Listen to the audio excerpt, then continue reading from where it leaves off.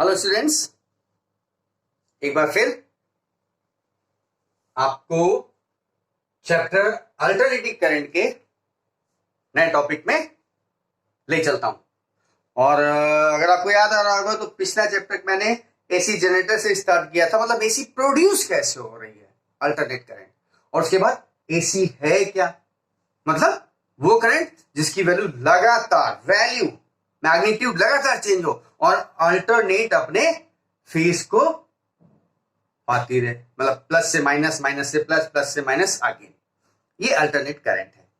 Equation arrive किया था E is equal to E naught sine omega T, और उसी से अगर वही इंड्यूस ईएमएफ किसी सर्किट में डेवलप कर रहा है तो करंट फ्लो कर जाएगी, जैसा आपने इलेक्ट्रोमैग्नेटिक इंडक्शन में पढ़ रखा था। और वो आई क्या होगा, I is equal to I naught sine omega T.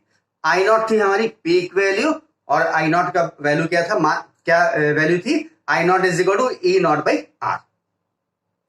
Yes, ठीक। फिर हमने आपको बताया मीन वैल्यू। एक कंप्लीट साइकिल के लिए प्लस और माइनस दोनों को मिला दें तो इसकी मीन वैल्यू 0 होती है। मैथमेटिकल डेरिवेशन कराया था, और उसी मैथमेटिकल डेरिवेशन में हाफ साइकिल के लिए मीन वैल्यू हमने निकाली थी। क्या किया था, लिमिट चेंज की थी, 0 से t की जगह 0 से t/2। एक्सप्रेशन आया था 0.637 I not. I mean for the half cycle was 0.637 I not. तो जैसे I नॉट है, जैसे I मीन है, वैसे E मीन भी होगा, इंड्यूस ईएमएफ भी मीन होगी वैल्यू। आज मैं शुरू कर रहा हूं रूट मीन स्क्वायर वैल्यू। मैं आपको दो डेफिनेशन दे रहा हूं, ठीक है? दोनों सामने मैंने लिख दिया है। समझाने में ज्यादा टाइम लगाऊंगा, मैं कोशिश करूंगा ज्यादा से ज्यादा एक्सप्रेस कर सकूं। लिखने का काम जो पॉसिबल होगा लिखूंगा, अदरवाइज मैं लिख के यहां पे रखूंगा। देखिए, दो डेफिनेशन दिए मैंने। रूट मीन स्क्वायर, इसे हम लोग वर्चुअल वैल्यू या effective value of alternate current कहते हैं। तीन नाम दिए गए हैं, ठीक है? रूट मीन स्क्वायर यानी आरएमएस वैल्यू, कैसे लिखेंगे, IRMS, ठीक है? या I वर्चुअल वैल्यू या I इफेक्टिव वैल्यू। तो तीन नाम है, ठीक है? और इसी को मैं आपको बता दूं, ध्यान से समझिएगा, कि अगर कहीं कोई न्यूमेरिकल आ जाए और उसमें कहा जाए the reading of current is given by, तो रीडिंग का मतलब क्या हुआ, दैट आरएमएस वैल्यू या इफेक्टिव वैल्यू या वर्चुअल वैल्यू, राइट? पहली डेफिनेशन दी गई है, the value of the direct current DC which produces the same heating effect in a given resistor as is produced by given alternating current when passed by the same time, pass for the same time is RMS value of AC। एक तो ये मतलब AC पास करो किसी register में और DC पास करो same time के लिए, अगर सेम हीटिंग इफेक्ट प्रोड्यूस कर रहे then this will be your RMS value. ऐसे करके कुछ दिया गया। और दूसरी डेफिनेशन दी गई है root mean square value of current. Root mean square, अब करंट की तो अलग अलग वैल्यू है, या 0 से बढ़ते बढ़ते बढ़ते मैक्सिमम हो रही है, फिर घट करके फिर 0 हो रही है, फिर ऐसे कर जा रही, तो सारी वैल्यूज का स्क्वायर निकालिए, स्क्वायर, फिर उस सब का मीन करिए, तो क्या आ जाएगा, स्क्वायर मीन होगा ना। एक साइकिल में जितनी भी करंट है, I1 I2 I3 I1 I2 I3 I4 I5 I6 7 8 9 10 11 10 जितनी भी है, सबका स्क्वायर करिए, उसके बाद उन सबका मीन कर दीजिए, तो क्या हो जाएगा, मीन स्क्वायर वैल्यू होगी ना, किसकी, करंट की। और जो मीन स्क्वायर आ रहा उसका स्क्वायर रूट कर दीजिए, that will be root mean square value of the alternating current for one cycle. Yes, देखिए दिया है, लिखा क्या है, the root mean square value of alternating current is the square root, यानी square root of the average of I square, यानी जितनी सारी करंट्स हैं सबके स्क्वायर के मीन का square root during complete cycle. where this I is the instantaneous value of the AC, is root mean square value of the current. Clear? यानी currents का square का मीन उसका square root, that is the root mean square value. अब एक चीज देखो, ये दोनों डेफिनेशन दी है, अभी वीडियो पॉज करूंगा, नोट करिएगा. कहते हैं average value of I square, जो हमने सारी करंट्स हैं I1 I2 I2 उनके सबके स्क्वायर का average value over a complete cycle कैसे लिखेंगे? आई स्क्वायर मीन किसके लिए? Complete one cycle. तो वन साइकिल के लिए टाइम पीरियड क्या होगा? टी. तो 1/t मीन निकाला है ना, तो 1/t integration limit from 0 to t और आई स्क्वायर dt. कोई डाउट इसमें? आई स्क्वायर का मीन का मतलब जितने नंबर है उसे डिवाइड करना, यानी 1/t time period, I square dt limit from 0 to t. Yes. तो अभी काम करिए, आप इसको नोट कर लीजिए और उसके बाद हम इसको आपको मैथमेटिकल और एक्सप्रेशन लिख देंगे. क्या?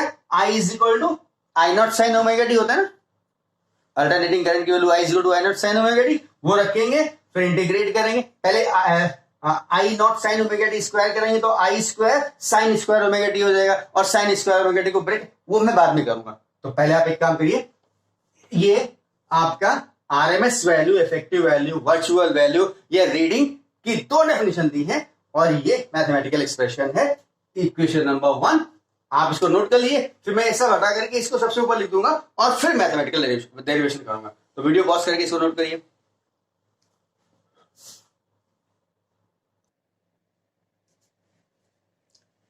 राइट, कॉपी कर लिया मैंने. वो फर्स्ट इक्वेशन जो लिखी थी इसको सबसे टॉप पे लिख दिया है मैंने. पूरा एक्सप्रेशन मैथमेटिकल लिख लिया है, केवल समझा रहा हूं. देखिए, I square mean is equal to 1/2 this one. Right, क्या किया? I is equal to I naught sine omega T यहां पे रखेंगे और T is equal to 2π omega यहां और यहां पुट करेंगे. तो मैंने रखा 1/2π ओमेगा, लिमिट 0 से टी की जगह 2π ओमेगा और आई की जगह I naught sine omega T whole square D T. इसको अरेंज किया, ये हो गया sine square omega T. Arrange किया, sine square omega T cos 2 theta का फॉर्मूला लगाया. राइट, यानी 1 minus cos 2 omega T by 2 into D T. cos 2 theta का फॉर्मूला करिएगा. ठीक है, ये हो गया. अब क्या किया कि ये 2 बाहर कर दिया मैंने यहां, तो ये हो गया omega upon 2π I naught square by 2 और ब्रैकेट में बचा 1 minus this one, 1 minus cos 2 omega T. और उसके बाद हमने इंटीग्रेट करके लिख दिया है. राइट, 1 का मतलब dt आएगा, dt का इंटीग्रेशन t हो जाएगा, cos 2 ओमेगा t का इंटीग्रेशन यहां पे लिखा हुआ. ठीक है, ये प्योर कैलकुलस है यहां पर. और उसके बाद मैं ये लिमिट्स रखूंगा. तो अब क्या कर रहा हूं, जब लिमिट रखूंगा पहले दिस माइनस दिस करूंगा, फिर ये रखूंगा दिस माइनस दिस करके, तो जो रिजल्टेंट आएगा मैं डायरेक्ट लिख रहा हूं value, that is equal to omega upon 2π I naught square by 2 and this t की जगह 2π बाई ओमेगा, बाकी सब कैंसिल हो जाएगा.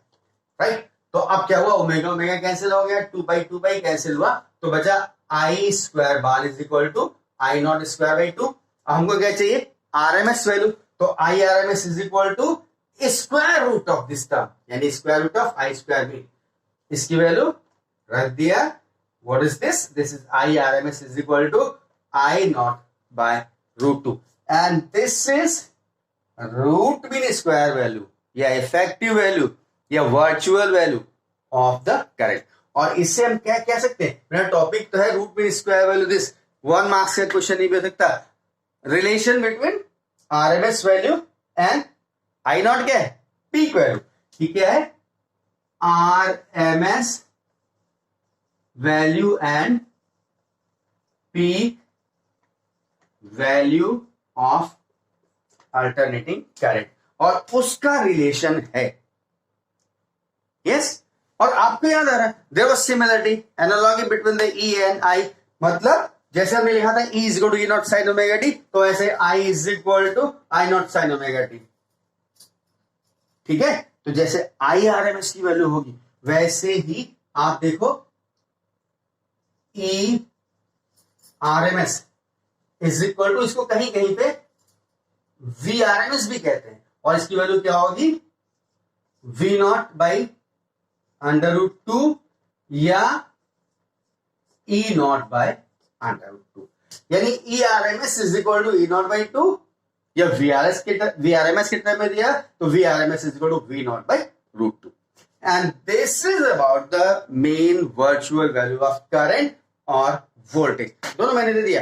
वीडियो पॉज करिए, इसको नोट करिए, फिर इसके बाद में अगली बात मैं करता हूं। यस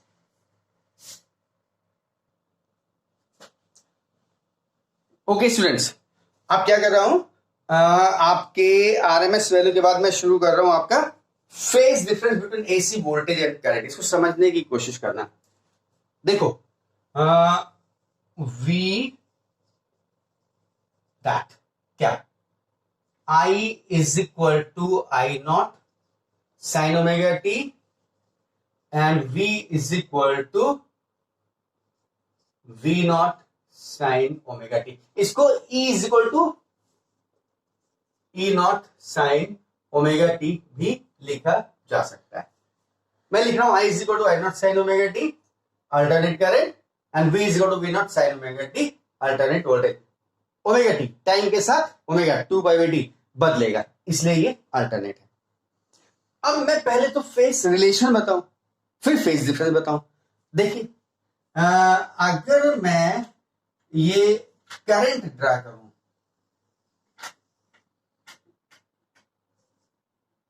ये है आई ओमेगा टी, और फिर अगर वोल्टेज ड्रा करूं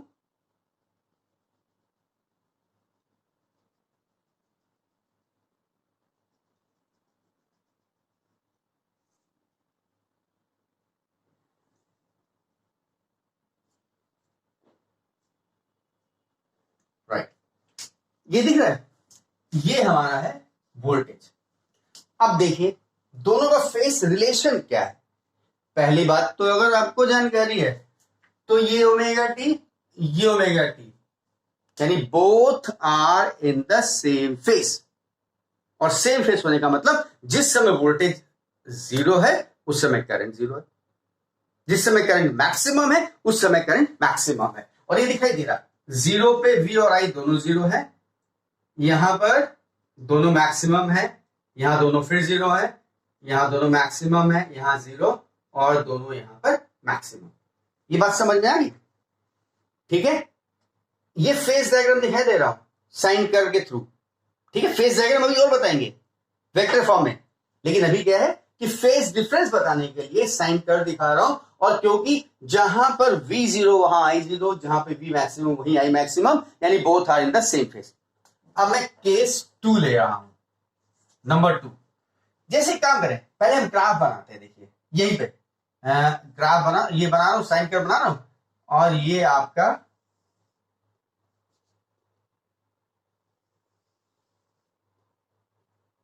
ये I है और मैं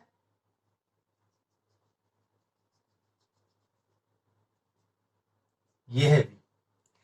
अब आप इसको देख के बताइए कि V और I में क्या रिलेशन है।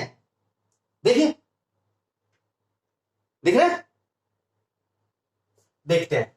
एक काम करते हैं, ये जो यहां से है इसको पूरा कंप्लीट करते हैं साइकिल। ये यहां से शुरू हो रहा है, यानी पहले शुरुआत किसकी हो चुकी है, पहले V की शुरुआत हो चुकी है, उसके बाद I की शुरुआत हुई है। इसका मतलब कौन लीड कर रहा है, V leads I, voltage lead कर रहा है। यस, अब हम V और I की इक्वेशन लिखें तो क्या हो जाएगा, या तो हम लिख सकते हैं V is equal to V naught sine omega t +5। +5 क्यों लिखा, वोल्टेज लीड कर रहा है, साफ साफ दिखाई दे रहा है। और I क्या होगा, I is equal to I naught sine omega t, यही से शुरू हो रहा है। यस, और ये वोल्टेज लीड कर रहा है, तो आप इसको ये भी तो कह सकते हैं, और I लैग्स V या तो वोल्टेज लीड कर रहा है या करंट लैग कर रही है, पिछड़ रही है, तो क्या लिखेंगे इसको हम फिर क्या करते हैं, V is equal to V naught sine omega t ले लें, तो I क्या हो जाएगा, I naught sine omega t minus five. देखिए I के साथ माइनस फेस फाइव हो गया, यानी I लैग कर रहा है, और यहां V के साथ प्लस फाइव हो गया, तो V लीड कर रहा है, और दोनों एक ही बात को रिप्रेजेंट कर रहे हैं, जिसे इस साइन कर्व से रिप्रेजेंट किया गया। या तो वोल्टेज एक लीड करेगा तो दूसरा लैग करेगा, मैं लीड कह रहा हूं V को, तो ये सेट ले लेंगे ये वाला, और अगर लैग के फॉर्म में करूंगा तो करंट लैग कर ये सेट ले लेंगे, राइट? ठीक, समझ में आ गया। और अब मैं तीसरी बात करता हूं कि जैसे देखिए मैंने साइन कर्व लिया यहां पर, और वोल्टेज हमारा ये है, सॉरी,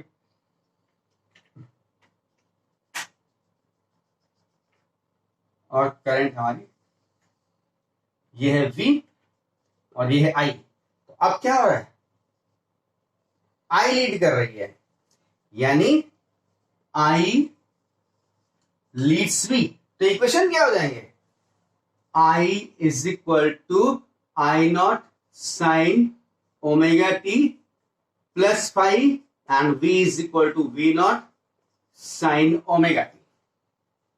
कब, जब हम कहेंगे कि I लीड कर रहा है, और I लीड कर रहा है तो V लैग कर रहा होगा, और V लैग्स, तो क्या हो जाएगा, यहां पे क्या हो जाएगा, I is equal to I naught sine omega t and V is equal to V naught sine omega t minus five. कहने का मतलब इस सर्किट में, इस साइन कर्व में V और I दोनों सेम फेस में है। क्या, V and I are in same phase. यहां क्या है, वोल्टेज लीड कर रहा है या करंट लैग कर रहा है, यहां क्या है, करंट लीड कर रहा है या वोल्टेज लैग कर रहा है, कितने से, बाय फेस फाइव, राइट? अब यही फेस 90 डिग्री भी हो सकता है, कुछ भी हो सकता है। तो अगर हम इसको वेक्टर फॉर्म में बनाने की कोशिश करें तो क्या करेंगे, देखिए मैं इसको बहुत छोटे में दिखा रहा हूं। देखिए अगर वेक्टर फॉर्म में बनाए तो I इसको ले ले I साइन ओमेगा टी, तो V क्या होगा, प्लस फाइव है ना, लीड कर रहा है फाइव फेस से, ये हो जाएगा V, और ये फेस क्या हो गया, यस। अगर इस फॉर्म में बनाना है तो क्या करेंगे, हम इसको V ले लेंगे और I नीचे हो जाएगा, I लैग कर जाएगा फाइव फेस से। इसमें करना होगा, इसमें क्या है, I लीड कर रहा है, तो इसके लिए क्या करेंगे हम, देखिए ये है हमने क्या किया, इसको ले लिया V और I लीड कर रहा है प्लस I कितने फेस से, फाइव। ये इसमें क्या होगा, इसमें V और I, यस, इसमें V I सेम फेस, इसमें वोल्टेज लीड कर रहा है आगे, जीरो से शुरू करते हैं, एंगल बढ़ाते हैं, आगे है कितना, फाइव फेस। इसमें करंट लीड कर रही है V और I, करंट लीड कर रही है, राइट? तो अभी काम करिए, केवल समझने की चीजें डायग्राम बना करके जो आप नोट कर सकते हैं स्टेप्स में, अपना नोट कर लीजिए, फिर मैं आगे बात करता हूं। इसको वीडियो पॉज करके नोट करिए।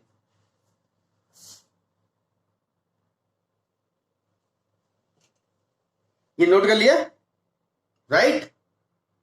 बंद करें आज, हाँ ठीक है।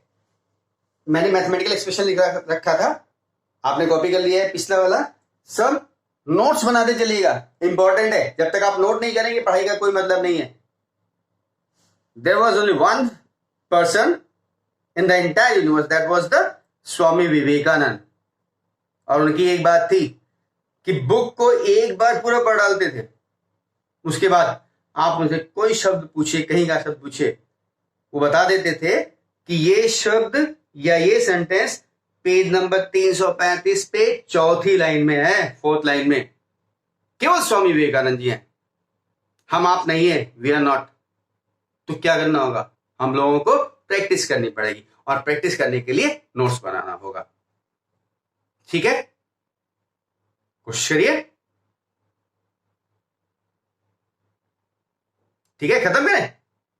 Okay, thank you, God bless you, God bless you. Next lecture में हम पढ़ेंगे different type of AC circuits, जिसमें हम इंपीडेंस, रिएक्टेंस, इन सब की बातें करेंगे। ठीक है, thank you, God bless you.